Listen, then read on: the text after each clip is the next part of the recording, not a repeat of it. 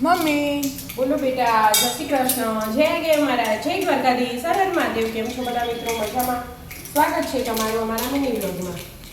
આવી જાઓ મિત્રો, ચા અને નાસ્તો કરો. શું છે નાસ્તામાં? નાસ્તામાં બટાકા પૌવા.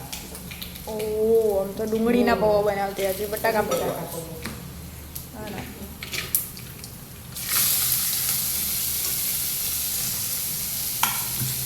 નોર્મલ વઘાર કરી દઈએ કરી દીધું રેગ્યુલર આપણે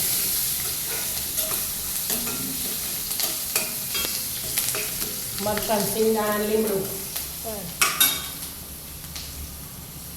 સ્વાદ અનુસાર મીઠું. બધું મીઠું બધું અત્યારે મસાલા કરી દેવાનું. બટાકો તો બાફેલો હોય કે હા, એટલી જ ને. આમ ડાયરેક્ટ બનાવો ને એના બાફ્યા વગરના તો એ થઈ જાય. આ તો થોડાક બનાવવાના એટલે પણ એ થોડી વાર લાગે.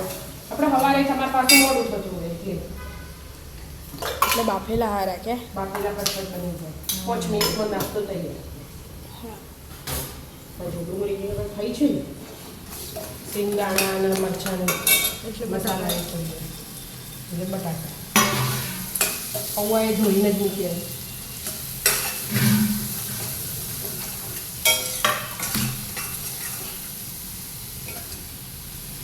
એડ કરી દીધા. થઈ જાય. ધાણા જીરું બાકી હતું એ નથી એટલે ભેગા ભેગું હલાઈ જાય. વધારે હલાવાય ના, એટલે બાકી જાય. એટલે હવે એકલા ધાણા નાખવાના હોય. બટાકા પૌવા તૈયાર. હા, થઈ જાય. બરાબર મિક્સ કરો, કલર આવી જાય પીળો કે આવી જ જાય. અચ્છા અચ્છા પીએ બે જ હા, પીળો ગ્રીન જેવા બનાવે એવો બને. બધું ગ્રીન વાપરવું હોય તો ગ્રીન એ બને. મરચાં બધું પેલું વાપરીએ એટલે મને તીખા સારે હળદર ને નાખવાની.